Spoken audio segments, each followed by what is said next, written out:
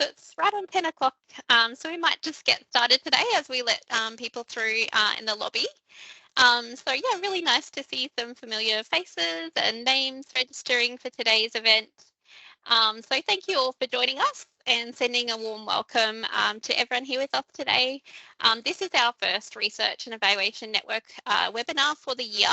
And so the theme of the webinar today is social network analysis. So for the agenda, I'm going to give a 5-minute introduction and a really quick update on our network and tell you a bit more about the Research and Evaluation Forum. I'm then going to hand it over to our guest speaker for today's event, Matt Healey, who will give the presentation on social network analysis. There will be some time for some Q&A, and I'll highlight some upcoming opportunities that you may like to get involved with. Just a couple of housekeeping things to note. By default, you will be on mute, but your camera will be turned on. And this session will be recorded, so if you don't want your face shown in the recording, please feel free to turn your camera off. Just also to let you know for this session, the recording is going to take a little longer than usual to be sent out. Our colleague who usually edits the recording is on leave for all of February. So yes, it is being recorded, but it won't be available to share for some time. So we'll share it with you when we're able to do so, and we apologise if this causes any inconvenience today. So if during Q&A you would like to ask a question, you can write the question in the chat function. The other option is you can put your hand up using the raise your hand emoji and then take yourself off mute to ask the question. If we run out of time during Q&A, we can follow up with you individually. After the session, just pop your question in the chat pane.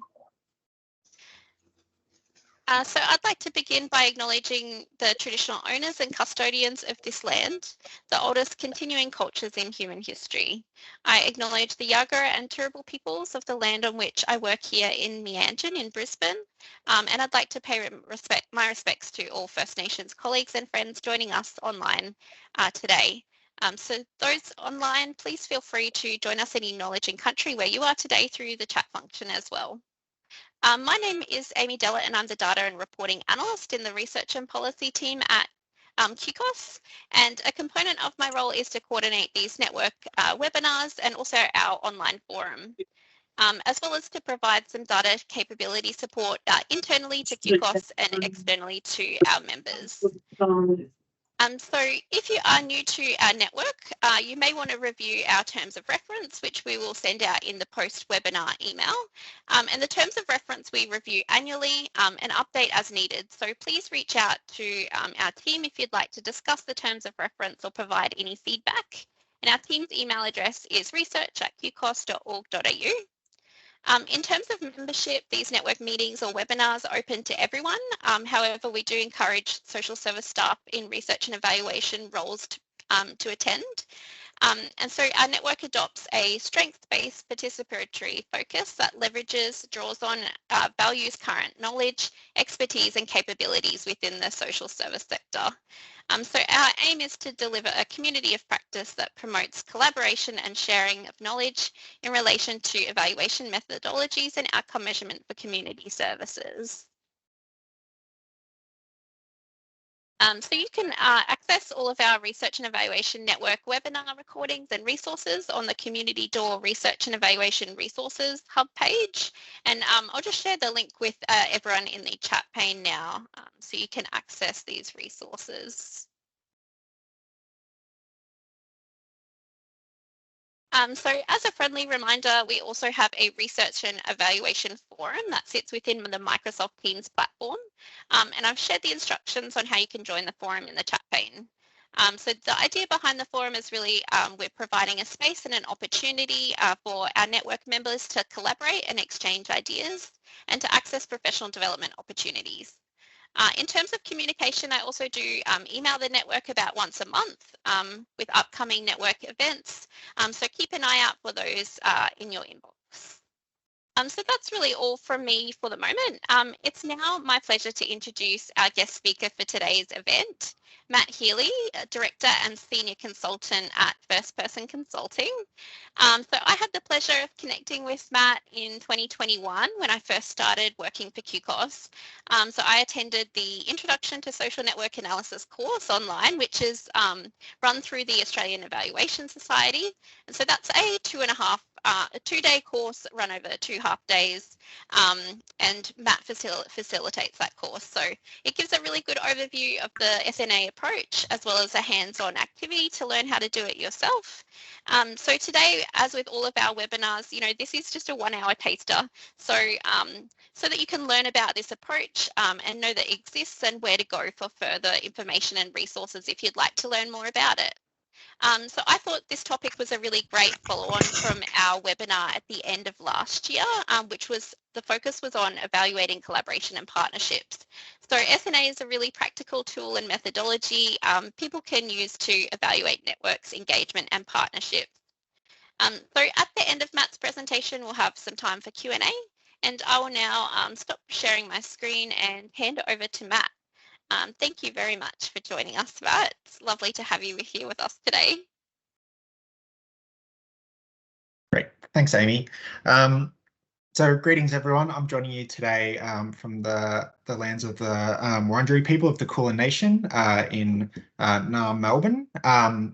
And as Amy has said, I'm here to take you through a whirlwind introduction to social network analysis. So I would perhaps summarize this as helpfully unhelpful, in the sense that I'm going to give you enough information for you to then realize that you need to know a lot more information. But at the very least, it'll be a good time, I think. So what I'll do, in a pretty standard way, is kind of step you through some basics to start with. So things like, what is social network analysis? What does it tell us? How do we do it? I've got a handful of examples, some of which are my own, from my own work, and some from other contexts as well, just to give you a bit of a sense of the spread of this. And then we'll have plenty of time for questions as well at the end. So like Amy said, it's only an hour, so I don't want to dwell on this for too long. As we go, by all means, you can pose questions. I won't sort of answer them as we go. I might just ask Amy to collate or flag any that I need to address at the end if I don't see them already. So first overview question, or high-level question, what is social network analysis? So it has nothing to do explicitly with social media, which is sometimes what people kind of immediately think of, but it is related to that. I would summarize social network analysis as a practical application of systems thinking. So I kind of use this label systems practice to kind of refer to the different methods or tools that you can use to conceptualize systems. So SNA is just one of those tools. There are many other different ways to do it. But all methods that kind of do this sort of conceptualization need to recognize 4 key elements. And I find social network analysis is a great introductory tool for getting into this kind of applied systems thinking space, because the technique itself forces you to ask certain questions in certain ways that's very guided and kind of makes it a good introduction, as opposed to some of the more sort of cognitive mind mapping style techniques, which are a bit harder when you're kind of doing the work by yourself, for instance. But basically, the 4 key elements in sort of systems world that are equally applicable here to social network analysis are the concept of interconnection. So you've got a whole bunch of things that are connected to each other. There's some sort of boundary being drawn around the context that we're looking at or looking within. There's a sort of function or a process or an exchange of stuff that's happening amongst those connections. And then the sort of system itself, or that network, produces kind of these bigger emergent outcomes, which, in really simple terms, is basically this idea of things that are greater than the sum of their parts. So your network or your thing that you've mapped or captured, produces something bigger than those individual functions would be if you kind of just added them up. Again, really abstract, but that's kind of the basic premise of what we're getting at. And you'll kind of see that when we step through SNA. So SNA is just one method that kind of applies systems thinking, which is why I kind of describe it in this way and why I like to start off with that. So more specifically, SNA as a method is actually underpinned specifically by a branch of mathematics known as graph theory. And that's really a branch of maths. It's all about studying networks and their properties. And it does that really through the identification of elements, or like the dots in the sort of example that you see there on the right-hand side, and then the lines drawn between them. And it's basically all about understanding those structures and running a whole bunch of complicated mathematical formula on those structures to produce a whole bunch of numbers that to anyone other than mathematicians is just like a number. I mean, like, what does this even mean? So really, that's the basis of social network analysis. And then it's the application of that to different fields or contexts. That's, in my sort of practice where we're kind of centering our thinking. So we're trying to apply this technique to different contexts, and we have to interpret the results through that contextual lens in order for it to be sort of useful in the context within which we work. So it's still around analyzing relationships and connections and all of the things. It's still the same. It's just we're kind of overlaying different areas of work. When I say it's a branch of mathematics, it is useful to kind of give you a taste of what that actually means. So the actual visuals that you see are basically this sort of visual representation of what's known as an adjacency matrix. And these matrices are basically the sort of tabulated version of the network map that reflects the presence of a connection or its absence with zeros and ones. So it's a binary reflection. So there either is a connection or there isn't. You can overlay other aspects on top of that, like a form of weighting, but it doesn't replace the 0 or 1. So like I use that word intentionally, overlay, because you are basically constructing this thing that you see with the A through E's and the zeros and ones. You're constructing that through those different contextual lenses and denoting there's either a line or there isn't. And you define what dictates whether there's a line or not based on the context that you're in. But essentially, all we're trying to draw here is effectively what you see on the right-hand side. And it's useful to recognize that when you see these sorts of maps, that there's this kind of table thing that sits behind it. Now, in this particular version, you might look at this and say, like, oh, it's not that complicated. This is pretty easy. The key thing to recognize is that there's only 5 elements or 5 dots. And there's, a half a dozen connections or lines present. So it's very rudimentary, very basic. You probably wouldn't even actually like run any form of analysis on this. You can interpret it by eye. It's when you get up to network maps that have, 25, 26, 30, 50 elements and hundreds of connections that the complexity is kind of sufficient to warrant then doing further analysis. And that is kind of one of the key kind of criteria or factors for your decision making around whether you would bother doing this technique, is that you need a certain degree of complexity in the network to kind of go further than the picture. Because obviously when you've got a picture, you can see, dot D is kind of off by itself. And dot C is really important in dot D not being off by itself, completely disconnected. Like you can interpret it by eye. So that complexity that's there is when we need to run our more sophisticated analyses to understand what the insights are that are there. Because when they're big and complex, it just looks like a big bowl of spaghetti. And those insights are pretty much impossible to identify by eye. When I say that it's like, this kind of abstract technique, I'll kind of define it as a technique that's really about relational mapping. And what that means is you're defining relationships between different things, but what those things are going to differ depending on the field in which you're applying SNA to. So for instance, if you are in the field of anthropology, which was my undergraduate degree, there's a lot of focus in anthropology on like kinship structures and like family groupings and things like that. So, you might look at what defines a relationship there as, like family bonds, for instance, which again, depending on the cultural context you're in, could be defined by like blood relations or other. In a finance context, you might be looking at things like the relationships between different entities and the exchange of finances or currencies across geographic borders. In epidemiology, the classic example that I think everyone can remember and is very familiar with the term contact tracing, that sort of process. So who has been in touch with who, and defining that relationship as the flow of COVID. marketing, looking at like social media strategies and dynamics, the messaging that you receive, cybersecurity, looking at how like systems, like IT systems are connected. So you think about, if you're familiar with things like data breaches, and people talk about like backdoors and all of those sorts of things. Like, again, these are all networks and all structures that you can analyze through the use of SNA. So SNA is really handy as a process because it forces you to ask questions, because you have to get really focused in your thinking around what it is that we're talking about. And I'll kind of use that phrase like as a process a few times. But I think really, if you wanted to take away one sort of key message to justify pitching to your boss why you should come along to my one-day workshop that's later on in the year, for instance, it's that the value of this is largely around the process in the context that I work in particular, and learning some of those techniques and the language can be really helpful. So like in summary, if you think about what SNA is, it's a way of capturing, visualizing and analyzing actors and their connections as a system. So when I say as a system, think back to those 4 points from earlier. So we're representing them, their connections within a sort of boundary that's been predefined. We're identifying a function through defining what the nature of the connection is, so exchange of resources.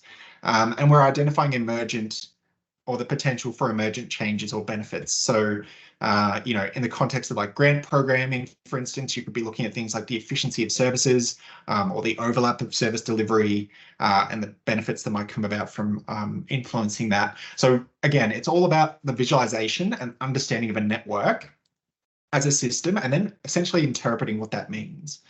The key thing is that you need to always break down what SNA is in the context of each of those letters. So when we talk about like the social part of social network analysis, we're not talking about like social media as such. What we're talking about is things that are interacting or have the potential to interact. So things that can socialize. So you could think of that as like individuals, groups, organizations, agents, but you could also think of it as like, I'm going to call it this because I refuse to change, but you could think of it like tweets. On the platform Twitter, when it was Twitter, but like they can interact because they are shared or engaged with by people. So it's things that have the potential to interact or socialize. The other part, the letter N, is talking about the network. And this is really getting at the definitions of the relationship. So how are they related to each other? What defines whether there's a 0 or a 1 in that adjacency matrix that sits behind our visual representation of the network? Is it because they exchange information? Is it about exchanging or sharing resources? Is it working together on shared priorities? I haven't necessarily touched on this explicitly, but you can start to bring in ideas of directionality. So is it a two-way relationship? Or is it, you know, Shane just sharing information with everyone else here and he gets nothing back? Like, what's the nature of the connections that are present? And how's it flow? Like, you can kind of think of it as like, you know, like the water connections to houses, like water flows into your house and hopefully it doesn't flow back out the other way unless it's meant to. It's that sort of flow that you're kind of thinking about here. And I think it's really important to try to think of these things as flows, because we're trying to talk about this as a dynamic thing. So it's constantly like moving or in a state of flux, or like stuff is happening. The network maps that you'll often see are represented as static images, but it's purely a representation of like something at a point in time that is actually in a constant state of flux or a constant state of movement. And then your analysis stage is really like an it depends moment. And anyone that knows me knows that I use it depends to answer most questions. It's kind of like my universal answer to like anything in evaluation. But basically, we're talking about an analysis approach that's really going to be centered around what your questions are. And I would say that you can go from, you know, something quite basic and rudimentary almost to just the visual. Like, we are producing the map just to visualize a whole bunch of information that we have. And that's kind of its intent. So a really basic, you know, there's X number of people in this network and there's X number of connections and maybe that's it, through to things that are a lot more sophisticated, using those more hardcore mathematical formulae that I'll get into in a second. So again, you've got a spectrum of analysis that you can do there, but you're going to do something. At the very least, you're going to summarize what people can see, so that at least your kind of viewers or readers or whoever will be like, oh, that is really complex. And maybe that's the message that you're trying to get across. And that could be as simple as your analysis goes to. But it's always useful to remember, like, SNA is a method or a technique, and I would always push people away from thinking that it's like some sort of silver bullet answer. Like it's a method, usually in amongst other methods. And I think it's really important then to have a good rationale as to why you would actually do it. Like, what's the benefit of doing this over something else? The benefits are not unique necessarily, but I think it is a really strong process to go through that can be beneficial in and of itself, because it forces you to reflect on like some pretty foundational questions, particularly around things like how groups or people or things are connected, like what defines a relationship, and what is that sort of definition going to mean in terms of what the map is that we're representing. If you think about like really common ways in which I apply this, which is like at a community group kind of level, you might actually be thinking like, are we talking about the group or are we talking about individuals within the group? If we're talking about at the group level, like who speaks on behalf of that group? So you actually start opening up conversations around like voice and power and like basically like whose opinion matters. And it's not meant to make it sound like I'm trying to get into like a very political kind of approach here, but like you think about implementation of some of these methodologies, and it does require you to say like, well, we can ask one person from this group their view on like the nature of connections across their area, like who gets to decide who that person is, but then what is that going to mean for what we see at the end of this as well? So a lot of it is kind of sometimes seen as like pseudo objective because it's like this faceless map on a screen, but actually a lot of it does come from people, which means that you kind of have to, again, be aware of all of those precursor steps that produce that map so that you can then say like, okay, we have represented, community groups in a particular way, but we have asked the group leaders to reflect this. So, it's of groups, but it's actually of individuals' opinions of groups. So it's just good to be aware of that. And so the process is beneficial there. You obviously get the visual itself, which is always very handy, particularly if you've got good design skills or a good eye for design and can make them very pretty. At a practical level, you do get something that could be quite useful in the context of designing stuff or evaluating stuff. So having those visual representations can be useful for figuring out where you might want to intervene, or who is a particularly influential organization that you might want to partner with or work with to share messaging, for instance, or promote certain messaging. The other thing that's really handy is that it's a very useful catalyst for discussion. So sometimes people will say, oh, like the dynamics in this community or in this context are really complex. And people kind of get bogged down in the idea that it's complex and therefore it's not something that you can kind of capture or grasp, which is sometimes true, and you will always have limitations. But sometimes having the visual to reflect that it's complex is actually more useful than people just recognizing that it's complex in a sort of vague sense. My best and simplest example is when you've got lots of organizations that are involved in like a grant program and you say things like, oh, there's 180 organizations involved. If you think of like a report with that as like a dot point, like 180 as a number written on a page is kind of like, yeah, what is that? Like, yeah, good, that's fine. If you reflect that as a visual and you see 180 dots and, twice as many connections going everywhere, it kind of highlights that actually that sort of stuff is a lot of work in and of itself. And so that visual sometimes is actually just as beneficial as having the hard numbers because it kind of gives you that picture of complexity. The other thing that's handy, and I must admit, I've only done this sort of once or twice, is that because it's a visual output, it can be handy when you have situations that are maybe a bit more difficult or contentious. And because ultimately we are talking about relationships and we're often talking about people. And if you are talking about things like rating relationships or the strength of relationships, sometimes people might feel very nervous about that kind of idea of like, well, we aren't working well together. But like, if you have that conversation across the table from each other, like it can maybe have the potential for a bit of conflict or a bit of contention. Whereas if you've got like a visual output, it can be kind of useful as something that like basically gives you something to talk about and comment on, like, oh, like these ratings are quite low, why is that? And like it kind of not dehumanizes, but like depersonalizes the discussion around relationships a little bit because you're talking about like an abstract representation of things rather than saying, well, Anna and I don't work well together. Like we just are not getting along. We're not vibing. Like, why is that? And then Anna's like, oh, I thought we did get along well. And then it like just becomes this big like thing. And again, like it's not very common, but it's just a handy way of having those conversations about something else that isn't about like the individuals in the room potentially. And then obviously the evaluative bit is, looking at how things have changed. So how has the network changed over time? Are people partnering differently or working differently, or are they getting their information from different sources compared to before? Getting into a bit of an interpretive angle, like what's the implication of that change? This kind of so what stuff. And sometimes I do have to flag, like you'll get the output or like the results of this. And that doesn't necessarily mean that the implications are going to be like clear. So going back to what I was saying before, like it is another method. And so sometimes you might have to use that method in additional processes, or the output of this method in additional processes. So things like workshops, like, oh, okay, we can see how this has changed over time. What do we think? Like, what do we think this means for the future of our work or the future of the community's work, or where we need to go next with this? So, it's not silver bullet type stuff. Like it's a method that produces an output and results that has limitations. Like it's no different to any other method in that respect. So it's just one more thing amongst the many options that you kind of have.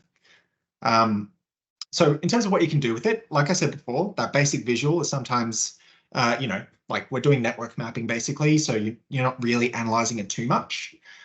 You can kind of get into the sort of network dynamics piece, which is basically like monitoring how it changes over time without doing like excessive deep dives to answer evaluation questions. So I would think of it like monitoring a system in much the same way that like meteorologists monitor weather systems. Like you're capturing data regularly, seeing how it changes on a regular basis, and kind of leaving it at that. You obviously could go then that step deeper to actually answer some of those deeper evaluative questions, the kind of so what because of those changes type stuff. The other thing that you can do, again, depending on your context, is you might model hypotheticals. So I would think of this as like, I've got a group of 50 organizations that I've mapped in this network and I can see all those connections. Let's talk about like, say, QCOSS, for example. What if, one of the key organizations in QCOSS's research and evaluation network left?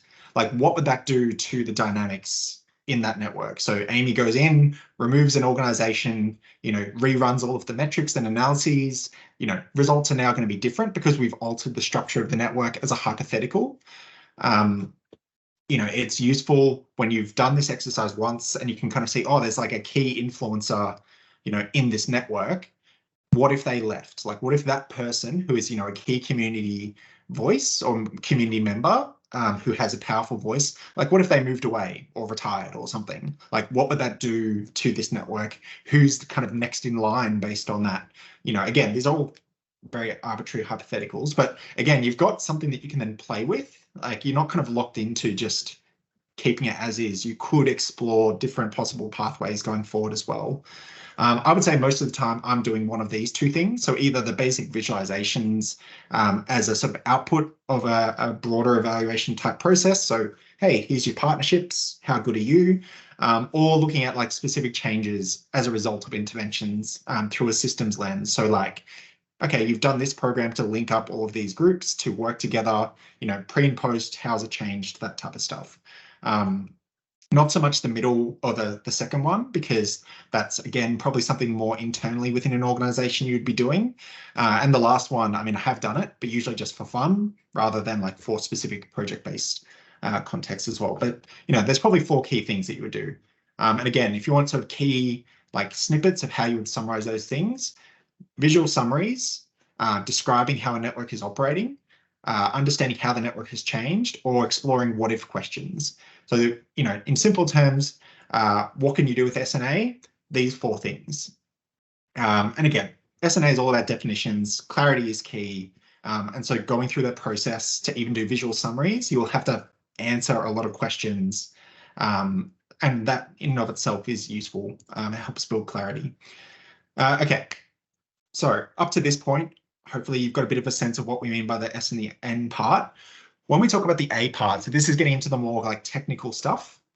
The SNA kind of technique references these things called centrality measures. These are kind of like the core of the analysis part of social network analysis. Basically, social network analysis is all about understanding the relative position of each element to everyone else, or each dot to every other dot. Going back to the example from much earlier on with the A through E, and I kind of said you probably wouldn't bother because you can just do it by eye. These are the things that you would use to actually do something a bit more involved with a bigger complex map that you can't interpret by eye.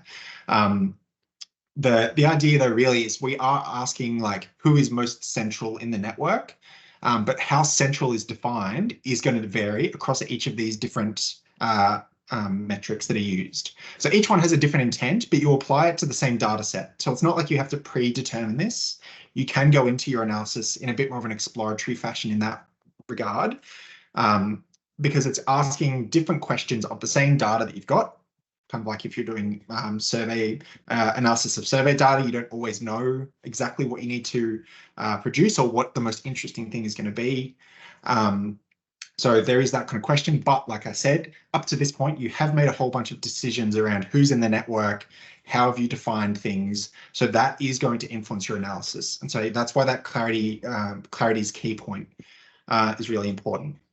So these are the 4 key ones that I would typically use. There are more. But these are like the 4 most common, I would say. The first one is what's known as degree, and these are like the technical names. There are other ways that you could refer to them, but like the technical name for the metric is degree, which is basically number of connections. So if we did a social network analysis of this group here, you know, we would basically each have like a degree associated with us, and that's the number of connections that each of us has based on however we've defined it. So we might say, okay, there's 49 people that I can see in the little count list. We might define the network here or the map here as like how many of those 49 knew each other before they came in. And so Shane would go through and say, I knew 3 people here. Amy would say, I knew most. You know, we draw the lines, they're going everywhere. The degree is basically the number of connections going from Amy to everyone else and so on and so on. The in-out reference is kind of like the sub-measure of degree, which is directionality. So in degree is number of connections coming in, out degree is the number of connections going out. So from me to all of you, there's like a handful of names here that I recognize. So my out degree would be, you know, 3 or 4. The in degree, number of connections coming in, would be the number of people here who know who I am. And so my total degree is the sum of those 2 together. So my out degree is 4, my in degree is 10, so my total degree is 14. Just to give you a sense of it. And again, they're 2 different uses. Like how many people here do I know? That's a different question to just how many people are known by me or of me. Like the questions are slightly different. So it's just good to be clear on that. But again, you can answer both of those without knowing you want to ask both of those in advance because you're asking it the same data set. Closeness is not actually that surprising what it references. Basically, it's how close each person here is to everyone else. Think of it like degrees of separation. So that would be me saying, okay, how close is Lisa to the 49 other people here?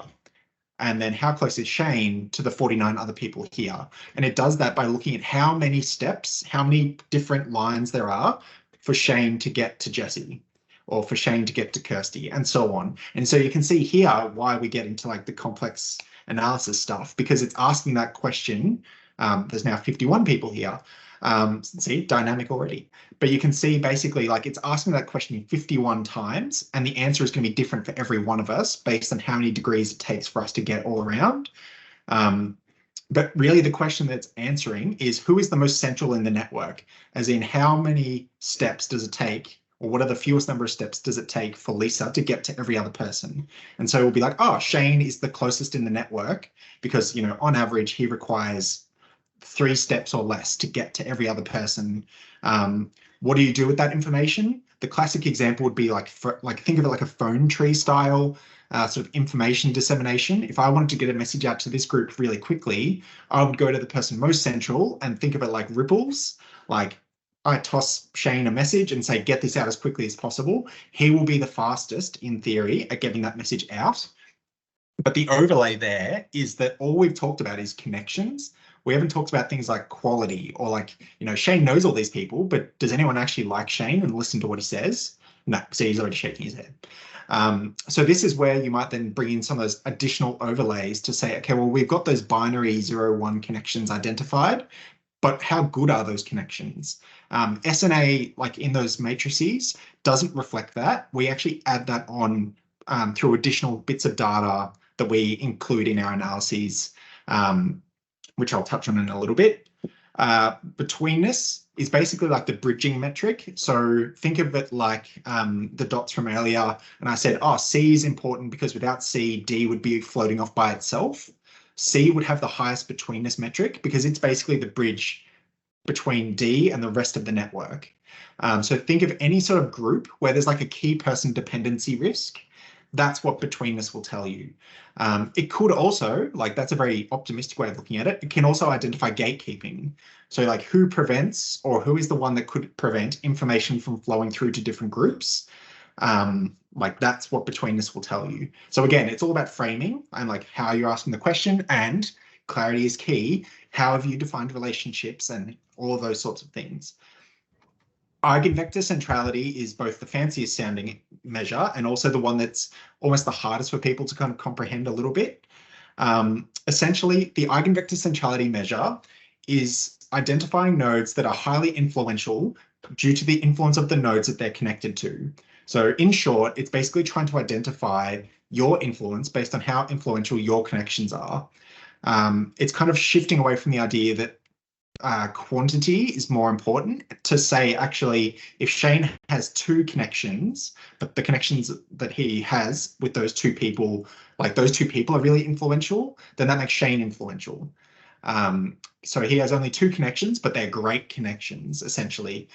Easiest way to think about it, I'm going to downgrade this even further. Let's say Amy has 1 connection in her network that we've defined, but that person is Taylor Swift, right? That would instantly give you, like, that would tell you, oh, Amy's super influential because she only has 1 connection, but by God, it's a great connection to have. That's what eigenvector centrality is trying to tell you. It's also recursive. So that means that it constantly feeds back in on itself. So Amy being connected to Taylor Swift increases Amy's influence. But hypothetically, if you think about Taylor Swift's friends group, she's friends with other celebrities. So that's going to increase her influence. But because her friends are connected to her, it increases their influence. And it kind of goes around in this cyclical thing. And this is where it gets a bit mind blowing to be like, when does it stop? And the answer is it doesn't. Like it constantly reinvigorates itself. And the easiest way to think about this in a real world setting is like celebrities being friends with each other, or like, you know, billionaires being friends with other billionaires. Like influential people hang out with other influential people.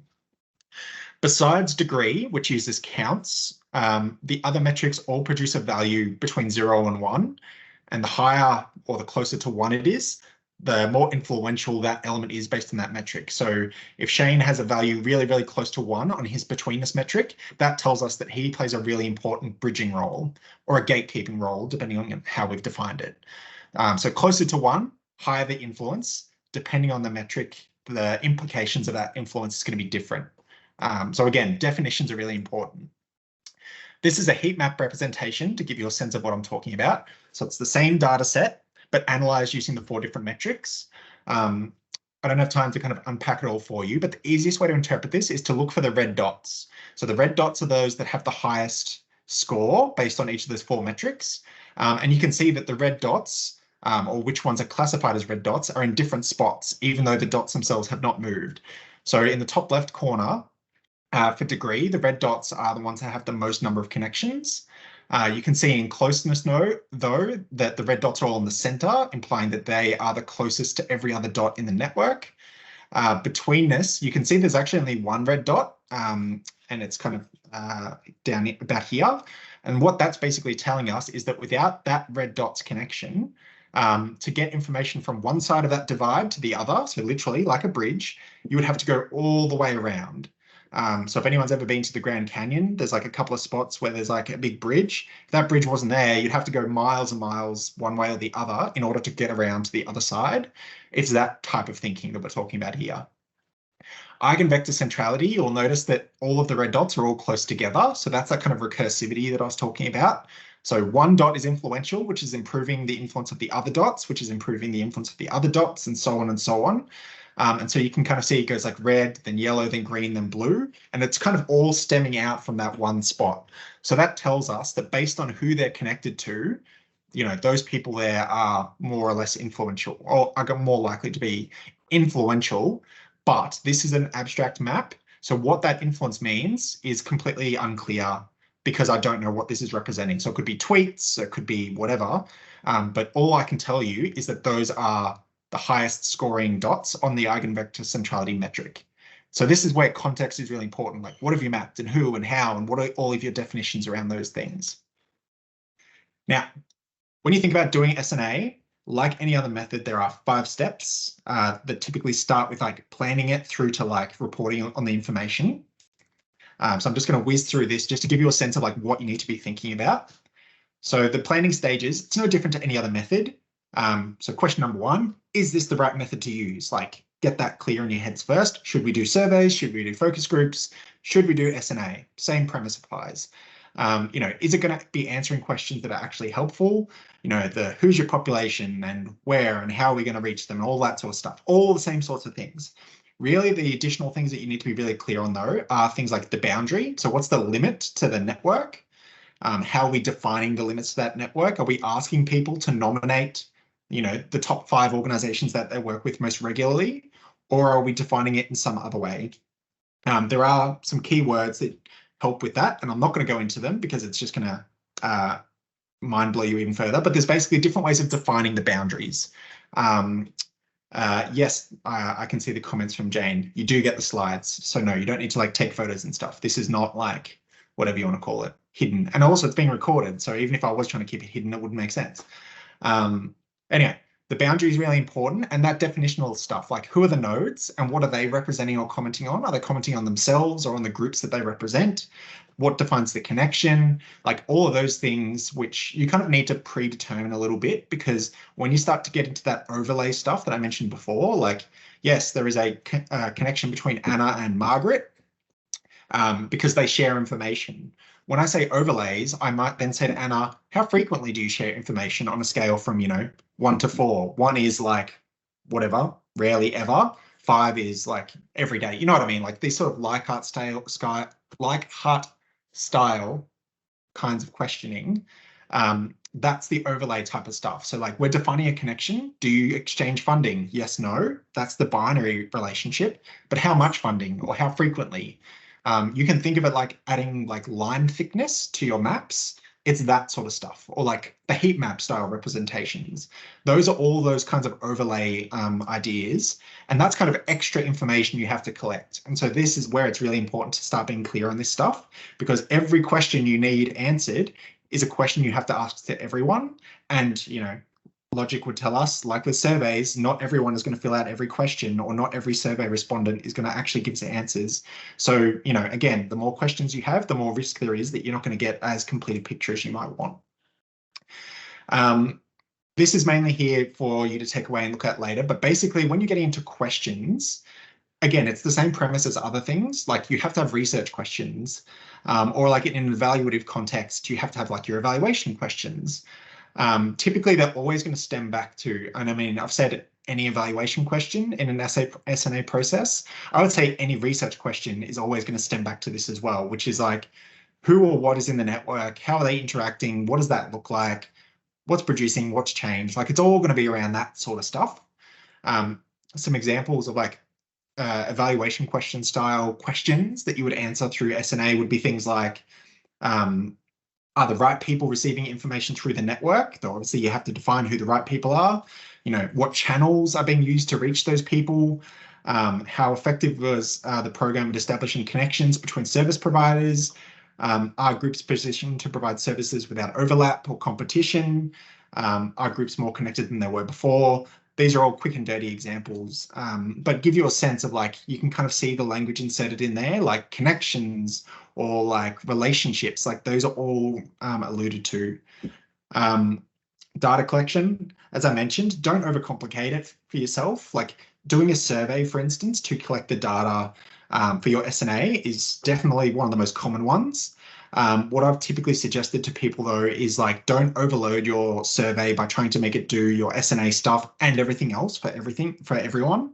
Like you'll find very quickly that your survey gets really big because, for instance, depending on how you're generating your network, you might say, Kirsty, can you give us the top 10 people that you work with on a daily basis? And then we want to rate the strength of those connections across 3 different criteria. Then picture what is produced, which is basically a matrix of just Kirsty's connections. And she's had to rate each of those based on those different criteria. So all of a sudden it's become like 30 items that she's had to score them on in total. That's just for the SNA, let alone any open-ended stuff, let alone any other features or traits that you want to capture about Kirsty. So like, when did you start in this career and how long have you worked there and what's your primary role? Like every question is just more information. But if you start with that idea of like rating relationships or rating quality of connections, like you've got to times that by the number of nodes or partners that they identify. At the end of the day, though, it's always about relational information. So you've got to think about like, well, what information do I want about those relationships or about the person who's responding? In terms of methods, like I've seen surveys, interviews, document reviews, workshops, like I've made these in workshop settings. Again, you can do it all. It's totally fine. But the key is clarity. So like whose voice are you capturing or who are you getting to comment on these relationships? How are you going to reach them and what's the best way to do that? And why do you need them to do it and do it in that particular way? Are there other benefits to it? SNA boils down to a well-managed spreadsheet. You're basically capturing elements, those dots, and then their connections.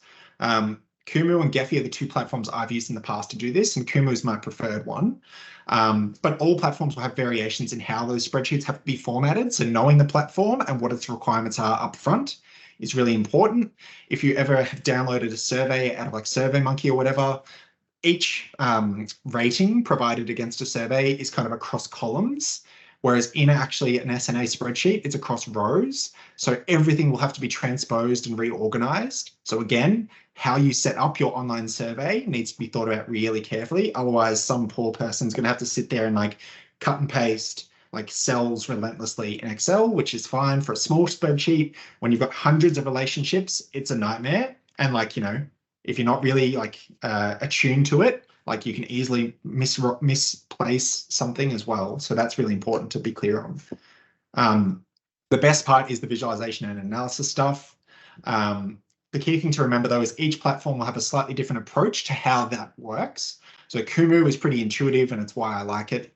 And no, I don't get kickbacks from them. I just think they've kind of nailed their like interface stuff. But those metrics that I mentioned before, they're like foundational to SNA. So every platform will talk about those metrics, but how you kind of get to that will be dependent on the platform. I think the later versions of NVivo do social network analysis as well, presumably based on like the nodes and coding that happen. Like those platforms all will approach it slightly differently, but the key thing to remember is those metrics are going to be common. I just want to spend a few minutes to give you a real flavor of what this stuff actually looks like. So this is where we've done all that analysis. We've done that production of visuals. What do we get at the end that we can then use in our reporting or our communications, putting on websites or whatever? A couple of these are mine, a couple of these are from elsewhere, but I just want to give you a sense of the different ways in which they're used. Here is a social network analysis map of recipes from a recipe website. So this, I only ever include this because I want to highlight that it doesn't have to be about people. It's just about the relationships between items. In this case, ingredients. On the right-hand side, you've got your savory ingredients. So that's what you can kind of pick out here. On the left-hand side, you've got your more like desserts, sweets. The things that I usually highlight to people here are that there are some ingredients you can kind of explicitly see on the right-hand and left-hand side, but there are some that are kind of in the middle. The way to interpret this map is to think about like the sort of broad clusterings almost as having like a gravitational pull. And so what they want to do is those things that have no relationship to each other want to be as far away from each other as possible. Like, 2 set sides of the magnet pushing apart. But where there are common connections, that's pulling them in together. And so you kind of have this balance of tension between the two. And what you then end up with is things that have a common connection across both clusters sitting in the middle. So that's why you've got your water, vegetable oil, salt in the middle. The thing that you can't quite see that's up here in the top left corner a bit, that's like a big cluster that has like orange juice and lemon juice and other sorts of things. That's actually cocktails. So like sub-networks can be kind of hidden in these broader categories, which is why I like this example. Another one that I've created in the past. So this is like, I guess, my sort of basic version of where I use the network mapping approach with really basic descriptive summaries. This was from a grants program here in Victoria. A funder provided 14 grants to different projects. There was 191 partners, 191 unique partners, but there was 240 different partnership arrangements because some partners were present in multiple projects, or some funded projects were also a partner to someone else. So 12 of the 14 projects were actually working with each other. So only 2 weren't working with any other funded project for a variety of reasons that I won't get into. And I collected all of this through their regular reporting. So I basically worked with the client to create a table that went in the report, and they filled it out. And then I set up the table in a certain way that was kind of weird for the projects, but actually meant I could literally just copy and paste it into my spreadsheet to then manage it. So I made my life easier. So setting up the templates in the right way was really important. Now you could keep those top 4 dot points and just leave it at that. And you'd be like, yeah, okay, that's, interesting. But the thing that people love is this sort of stuff. So that's the same information represented as a visual map. The funder is the purple dot there in the center. The orange dots are the projects, and the blue dots are their partners. And so you can see here, oh, actually, I could ask more questions of this. Like, who are some of these partners? Like, what are some of the things that they're doing? Like, it kind of generates more discussion rather than just saying this. And also, like, it adds nothing extra because I had to produce these figures anyway. This map takes me all of like half an hour to do nowadays. Like, it's very quick and easy if you set them up correctly, and it adds a lot. It adds something else as well. This is not my example, but there's the source there at the bottom. I actually went and found this during peak COVID days because it felt highly relevant when we were talking about contact tracing and the use of social network analysis for that, which is how it's done. So this particular paper was looking at like essentially individual features of a person and how that might influence variations in COVID-19 transmission. So like, who is the person and what relationship does that have to the spread of COVID? And they drew on public-facing contact tracing data from just under 2,000 people. Here is a snippet of what theirs looks like. Now you notice how pretty mine is, and then like, look at theirs. Like, that is just like so ugly. No offense to them, but this shows you like platforms and the different types of visuals they produce. I like Kumu because it's prettier. Gephi is a bit uglier, but it's open source. Essentially, I'm not going to get into the figures here, but this map has directional arrows. The directional arrows here reflect the spread of COVID. So P52 basically spread COVID to a lot of people. And so then what they've done through this study is kind of delve into that sort of stuff. But things to sort of take away from that when they went through it is that of the 1,900 people, about 1,700 had an out degree of 0. So that means that they didn't infect anyone else within that sample. That doesn't mean they didn't infect anyone, just within that sample of 1,900. 12 people infected more than infected 10 or more others. So, like super spreader style. But 1,200 had an in degree of 0. So that means that their source of infection was unknown based on that sample. So again, like just an example of how you can use social network analysis in different contexts. Just finally, this is one that I've completed just recently as of the end of last year for a local government here in Victoria. This is a social network analysis of community groups within a local government area. So that's our boundary, is that LGA. And basically the council wanted to know who the groups were. They knew some, but they also wanted to pick up on like informal groups or like interest-based groups and who they worked with on a regular basis, and worked with was intentionally broadly defined, and how good that relationship was as well. And so what we've got here is basically 2 sorts of overlay analyses. One is relationship importance, which is the thickness of the line, and then effectively relationship quality, which is the heat map that's applied. So basically, the greener the line, the better they felt their relationship was with that group. The thicker the line, the more important it was. So all in all, pretty good. There's one group here that has like a thick red line, which means that like they feel it's important, but they don't feel it's working particularly well. Now, the reason why the council wanted this is because they actually wanted to use this as a monitoring exercise. So we did this as a pilot so that they could inform their community resilience planning. So they actually wanted to use these maps to inform every aspect of planning within council. So emergency management, public health, climate, like everything, because they wanted to be able to understand who the people should be around the table in their strategic planning exercises, and to question their assumptions about who was best placed to understand what was happening in the community. So the baseball club is actually one of the most central groups in this platform, or in this network map, I should say, who is not typically a group that you would think would be present in like emergency management strategic planning, but they decided that they would involve them in that. Anyway, I'm not going to go into that any further. So in summary, so we've got like 5 minutes left for any questions. It's a great technique, provided you've got that complexity of data. If you don't have the complexity, don't do it. It's not worth your time. You need a good way to capture the data though. So yeah, your network is complex, but do you have a way of reasonably capturing an adequate amount of data for it to be a useful exercise? So again, like surveys are not always the answer. So you just need to have a way of capturing it. And I say adequate is up to you to define. But it is ultimately useful even as a process, like having those conversations around like who are we talking about and what's our network and boundary that we're looking at. It is something that's very doable. So don't feel like it's, this highly complex thing. Like it is quite simple. The challenge is ultimately getting the data, which is not surprising. It can add something a bit different or a bit unique, even if it is the visualization of those network figures that I shared before.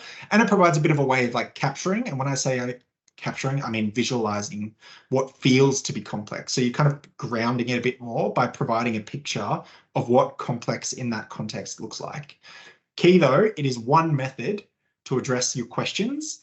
It will raise more questions, which you'll probably then need other techniques or other methods to produce the answer. So that's why I always kind of say like it's not a silver bullet. Usually it's one method amongst several in a sort of mixed methods process.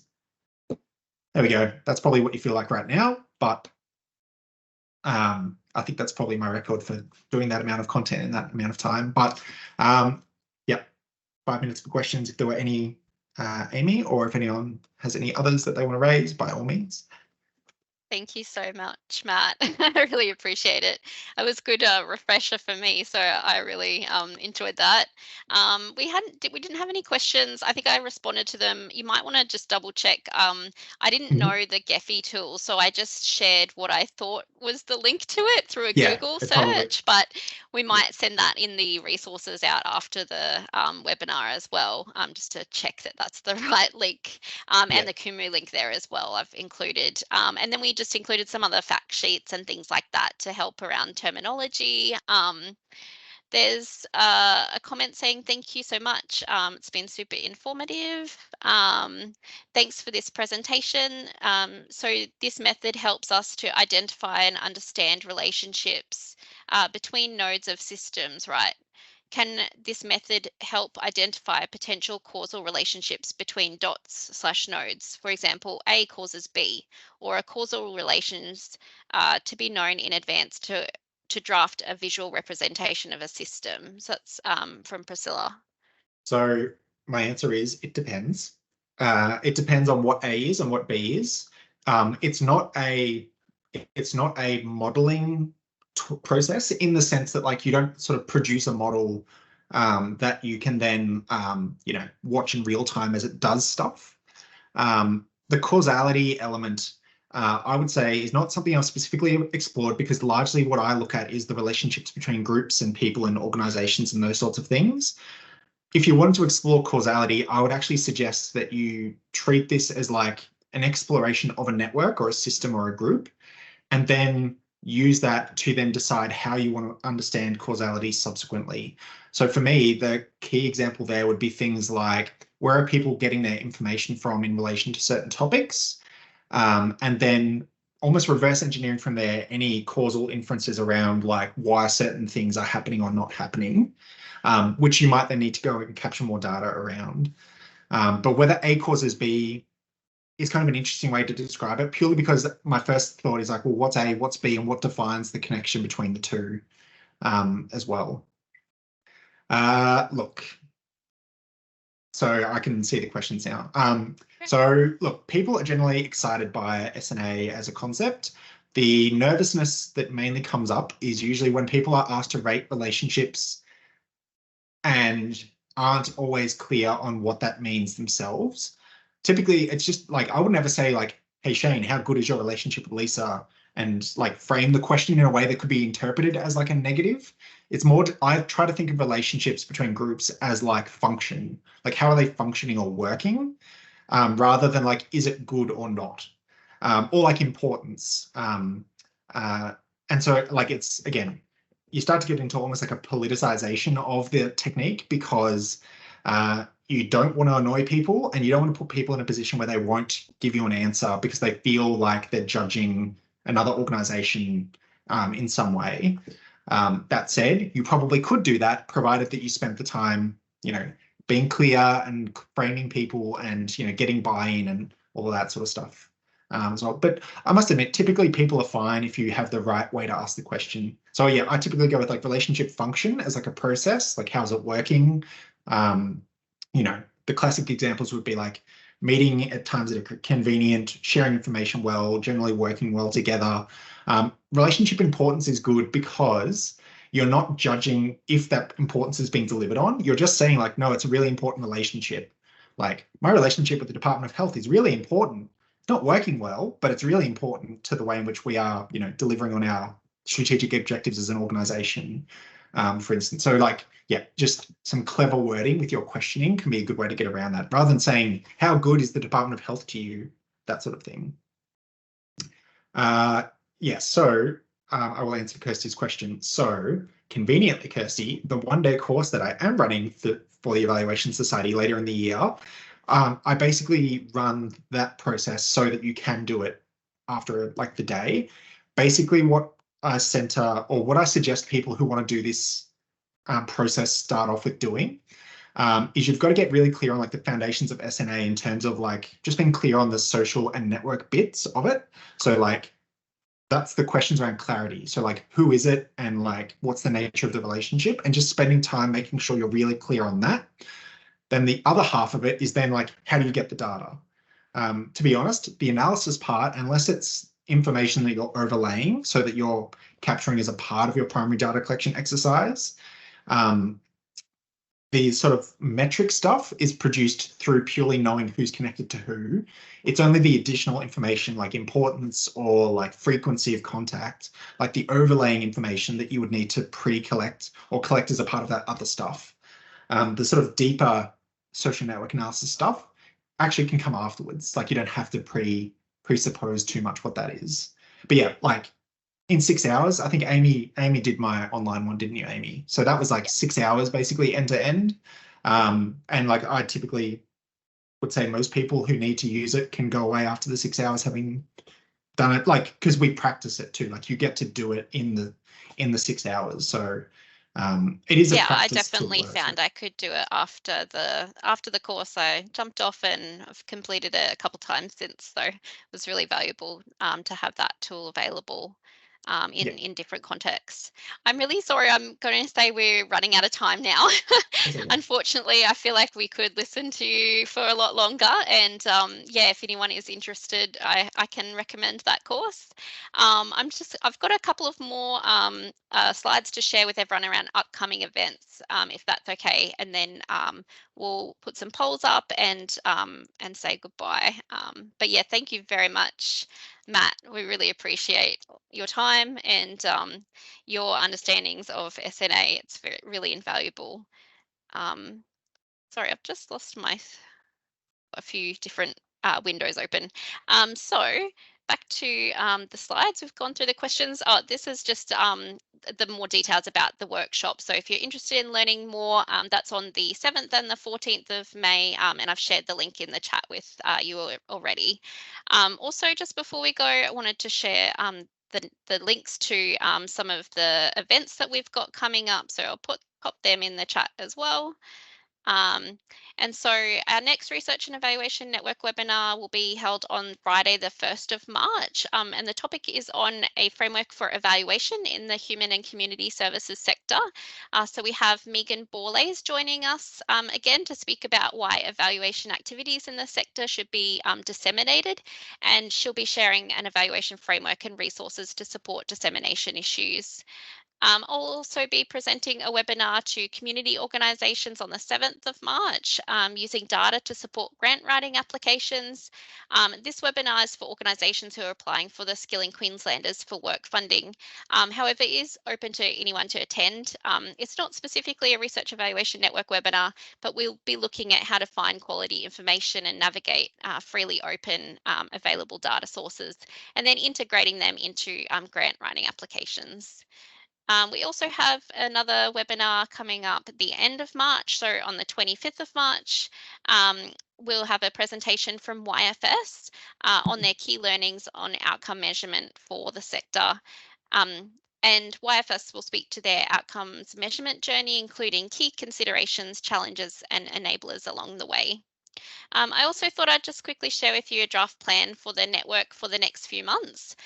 So the focus topics of the webinars were informed by our end of year evaluation survey at the end of last year. So we've got an upcoming session planned on co-design and incorporating lived and living experience and expertise in evaluation. At 6, Brisbane data team will be joining us to talk about their data science journey and measuring wellbeing.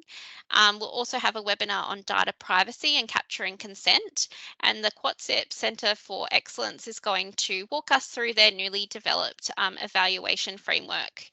A couple of these webinars, you may notice that my colleague Stacey DeKama is facilitating. So Stacey coordinates our quality collaboration network for the sector, and that network is interested in some of the same topics as the Research Evaluation Network. So some of those webinars this year will be led or facilitated by Stacey, and others will be facilitated by myself. So Stacey is a wonderful facilitator, and yeah, really looking forward to those sessions she's taking a lead on. Later on in this year, we'll also be hosting a webinar on capturing the voice of children and young people, a webinar on trauma-informed evaluation, and a session on effective survey design. We're also finalising some guest speakers for topics and exploring opportunities for webinars on culturally safe research methodologies and Indigenous data governance and sovereignty, data visualisation, data storytelling, and communicating impact. So yeah, lots of exciting events on the horizon for the network this year. If we don't get through all of the topics, we'll definitely keep them on the agenda for next year as well. So yeah, thanks everyone for staying online. Apologies, we did go a little bit over time today. Thanks again, Matt, really appreciate it. We do have some very quick polls for the webinar that we'll pull up on the screen now, and we'll give everyone a moment to complete these questions and then sign off. But yeah, I hope everyone has a wonderful rest of your week. And thanks for joining us, and look forward to connecting again in March. Take care. Thanks, everyone.